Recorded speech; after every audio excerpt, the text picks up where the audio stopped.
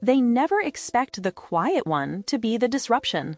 They walk into every room believing they hold the advantage, until they meet someone who doesn't respond to pressure, doesn't flinch at manipulation, and doesn't play the emotional games they're used to. Your calm rattles them. Your silence exposes them. Your intuition corners them without a single confrontation. And the moment they realize they cannot read you, control you, or influence you, something shifts inside them. They feel the ground move, and they have no idea why. Most people spend their lives trying to manage others, but you, without raising your voice, unravel their strategies simply by existing. It's the paradox they can't understand. Your gentleness carries force, your stillness carries clarity, and your emotional discipline dismantles everything they rely on to stay powerful. This is why they react. Not because you are weak, but because you see too much. Not because you are quiet, but because your quiet changes the dynamic in ways they cannot predict or defend against. And that is the moment control slips from their hands. Before we go deeper, answer this honestly. Has someone ever treated you differently the moment you stopped being easy to influence? Type "quiet power" in the comments if this speaks to you. Subscribe to Brainy Quiet Mind so you never again underestimate the strength you carry, and so you don't miss the truth about why certain people fear you long before you ever say a word. INFJs trigger controllers because they cannot be emotionally manipulated. Controllers depend on one thing above all else: predictable emotional reactions. They need people who respond quickly, who feel guilty easily, who explain themselves without being asked, who bend at the first sign of pressure. But when they encounter an INFJ, something unexpected happens. Their usual tactics fall flat. The INFJ doesn't flinch when guilt is implied. They don't rush to apologize when tension rises. They don't react emotionally on command. Instead, they pause, observe, and process. And that pause alone is enough to unsettle someone who relies on manipulation to maintain control. The INFJ's emotional independence becomes a mirror that reflects just how fragile the controller's power really is. Controllers thrive on chaos, on stirring emotions, on keeping others slightly off balance so they remain compliant. But INFJs are not moved by emotional turbulence. They step back from the noise, refusing to let anyone else dictate their internal weather. This self-regulation is not passive, it is power. And because the INFJ won't feed the cycle of reaction and counter-reaction, the manipulator suddenly has nothing to grip onto. Their words lose weight. Their pressure loses influence. Their emotional hooks simply float in empty space. Controllers feel themselves losing ground, but they don't know why. All they know is that the INFJ isn't playing the role they expect. The INFJ's intuition intensifies this dynamic. They see through emotional ploys long before others notice anything is off. A slight shift in tone, a subtle guilt trip, a disguised concern with hidden intentions, nothing escapes them. And because they understand the game, they refuse to participate.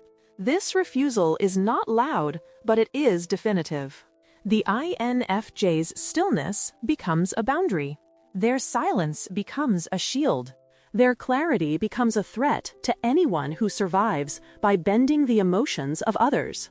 And what truly dismantles the controller is not the INFJ's resistance. It's the realization that the INFJ cannot be owned, steered, or shaped.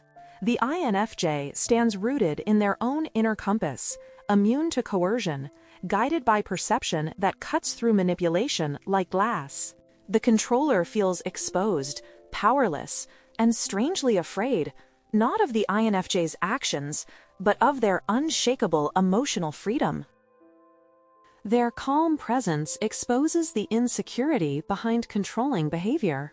Controllers build their power on one illusion, that they are the strongest person in the room. They project certainty, dominance, and emotional sharpness. But the moment an INFJ enters with quiet steadiness, that illusion begins to crack. The INFJ doesn't challenge them, doesn't confront them, doesn't meet their intensity. They simply remain calm, deeply, unshakably calm. And in that calm, the controller's insecurity has nowhere to hide. Their attempts to assert dominance suddenly look like overcompensation. Their loudness sounds strained. Their arrogance feels thin. The INFJ's presence doesn't attack their facade, it reveals it. The controller expects others to match their energy, to be provoked, to push back, or to submit. But the INFJ's grounded stillness interrupts this cycle entirely. Instead of reacting, they observe. Instead of escalating, they stay centered. Instead of being intimidated, they remain at ease. This quiet composure forces the controller's behavior into the open. Without reactive turbulence to distract from their motives, the insecurity beneath their control becomes visible, not only to the INFJ, but often to everyone else in the room. The INFJ's calm becomes a spotlight, and under that light, the controller's confidence begins to look like fear in disguise. What truly destabilizes the controller is how naturally the INFJ carries this grounded energy. It's not a strategy, not a performance, not an attempt to dominate. It is simply who they are, a person anchored in inner understanding rather than external validation. And because the INFJ is not competing for power, the controller loses the script. Their usual methods, tension, pressure, manipulation, bounce harmlessly off a presence that doesn't react. They become increasingly aware of their own emotional instability, and the more they try to regain control, the more obvious their insecurity becomes. The INFJ doesn't need to expose the controller with words. Their very existence does it. Their calm reveals the chaos behind the controller's need to dominate. Their softness reveals the fear behind the controller's hardness. Their steady presence reveals the fragility behind the controller's aggression. And when that truth is revealed, the controller is left facing something they've spent their whole life avoiding: themselves. They don't react on command, which frustrates people who rely on dominance. Dominant personalities survive on one thing: predictable reactions. They push, provoke, pressure, and manipulate because most people respond exactly the way they expect. But INFJs break this pattern without even trying. When someone attempts to trigger them through raised voices, guilt, intimidation, or emotional bait, the INFJ simply doesn't move. Their face stays calm, their energy stays grounded, and their response comes only when they choose. This quiet refusal to be controlled confuses people who rely on dominance because their entire strategy depends on getting a reaction.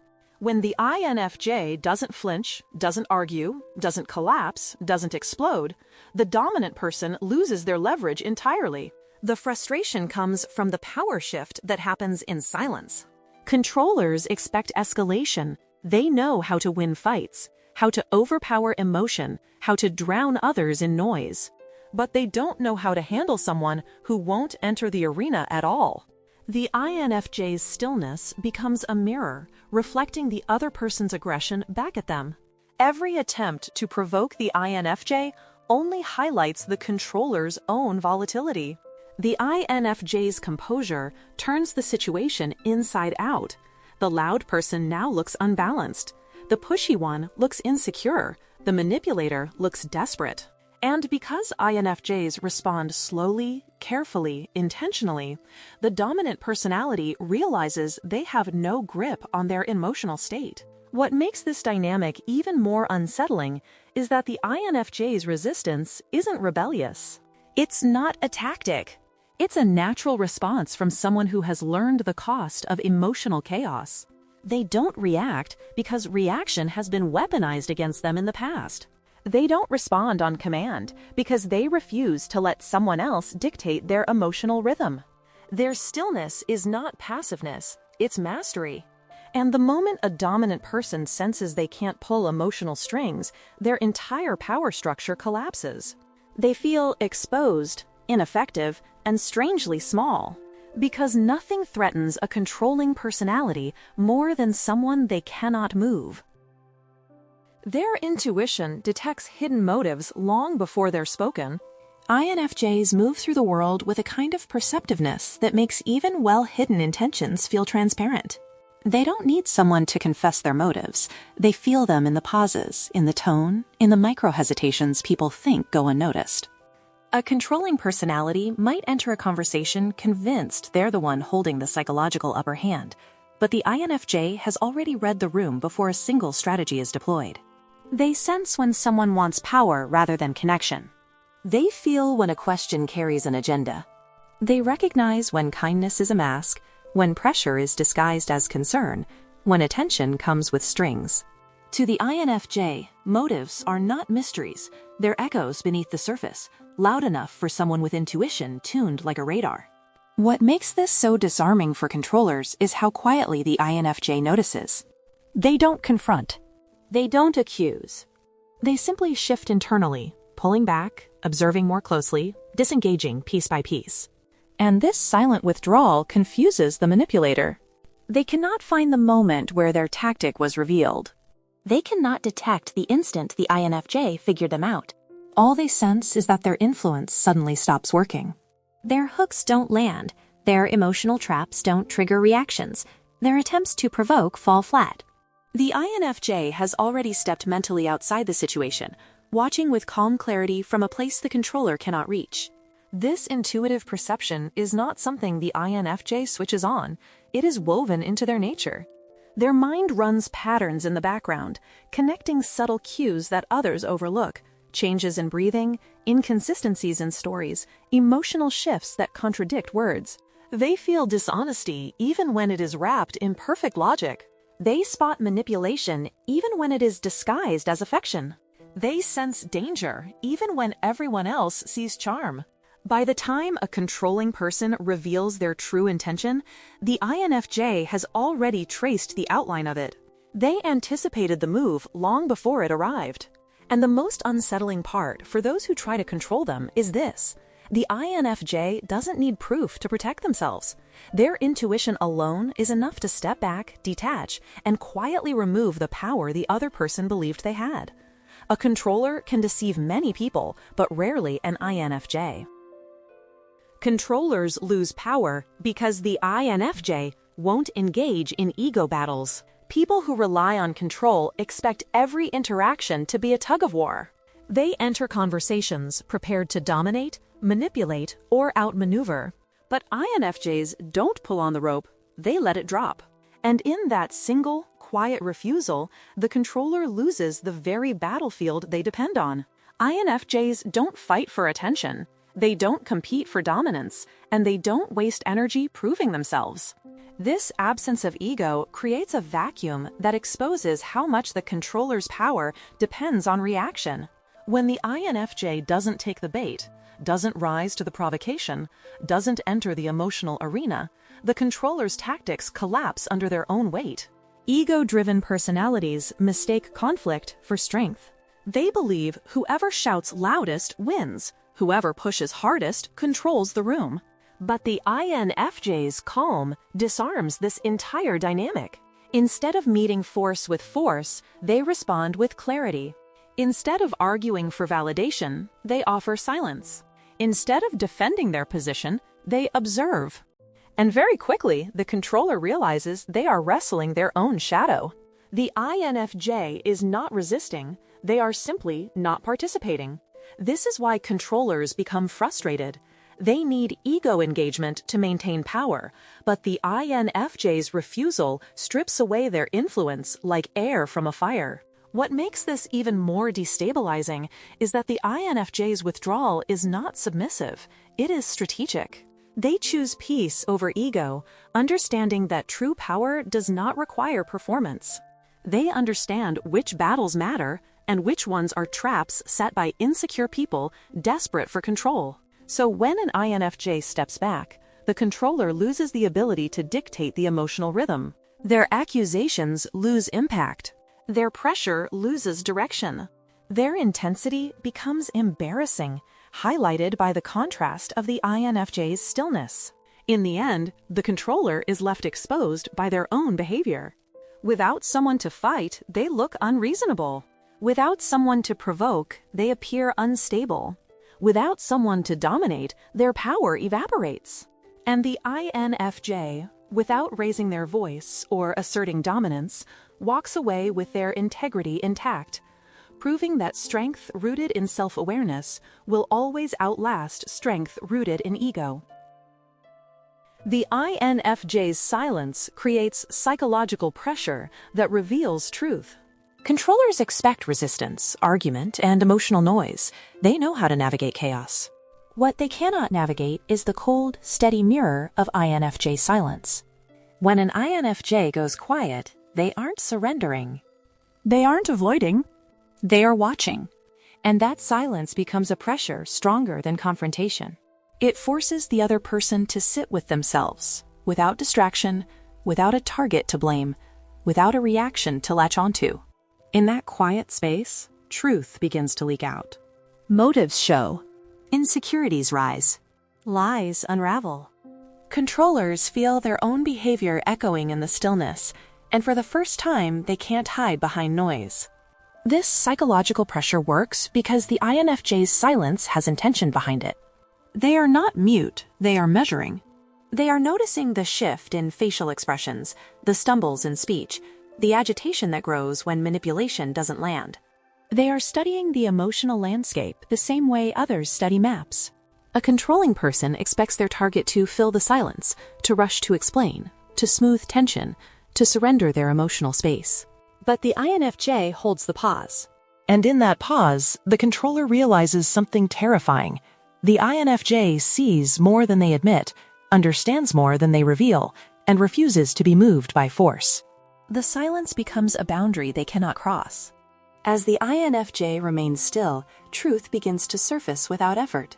The controller starts talking more, revealing more, over-explaining, defending points that weren't questioned. The INFJ doesn't interrogate them, yet they confess through their own discomfort. Silence reveals insecurity, reveals guilt, reveals fear. It exposes the cracks in a false persona, because someone who needs control cannot tolerate a moment where their influence doesn't land. The INFJ's silence becomes a test they fail without realizing they were taking it. And the most powerful part is this: the INFJ doesn't break the silence to reclaim power. They never needed to. The truth reveals itself naturally in the space they create. Silence becomes their weapon, not through aggression, but through presence. In a world full of noise, the quietest person often holds the most authority. And the INFJ proves it every time they choose not to speak. INFJs maintain sovereignty over their inner world, making control impossible. Controllers operate from the belief that if they can influence someone's emotions, they can shape their behavior. But INFJs live behind a gate no one else can touch. Their inner world, rich, layered, introspective, constantly analyzing meaning and intention, is something they protect with quiet precision.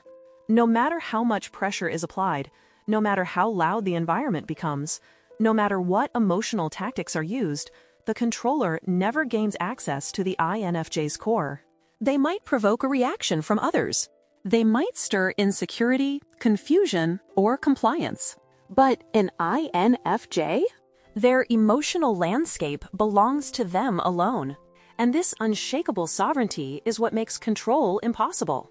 The INFJ's mind is always working, interpreting subtle cues, examining motives, mapping dynamics.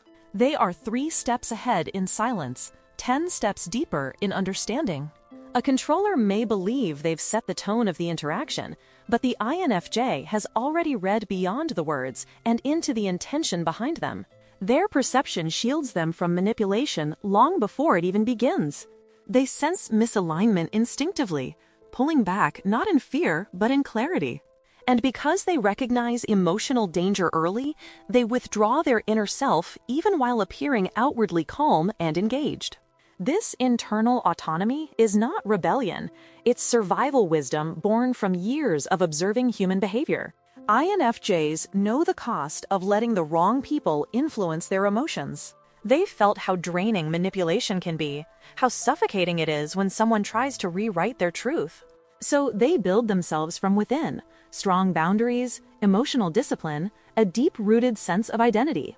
These become their armor, invisible but impenetrable. Controllers push harder, trying to trigger guilt, doubt, anger, anything to gain entry. But every push meets the same quiet resistance, the INFJ's unwavering self-possession. What frustrates the controller most is that the INFJ doesn't need to fight to remain free. They don't shout, argue, or demand space. They simply remain themselves, unaltered, unshaken, unclaimed. The more the controller tries to dominate, the clearer it becomes that they have no real influence. The INFJ's sovereignty exposes the controller's limits. Power over others only works when others give their inner world away. INFJs never do. And that is the one battle a controller can never win. When an INFJ finally understands that the wrong people were never reacting to their words, but to the power they could not control, everything becomes clearer. The silence, the intuition, the calm, these were never weaknesses.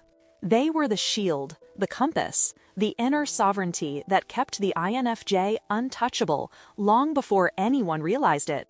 And by the time the truth fully reveals itself, the INFJ has already stepped into a space where control cannot reach, manipulation cannot penetrate, and noise cannot disturb. This is the moment their presence becomes undeniable, and the people who once underestimated them feel the shift they cannot explain. If you're still here, it means you already understand this transformation on a deeper level. So tell me in the comments, which part of this hit you the hardest? Was it the silence, the intuition, the emotional sovereignty, or something you've lived through quietly for years? Type unshaken if you watched until the end, so I know how many of you carry this same inner power.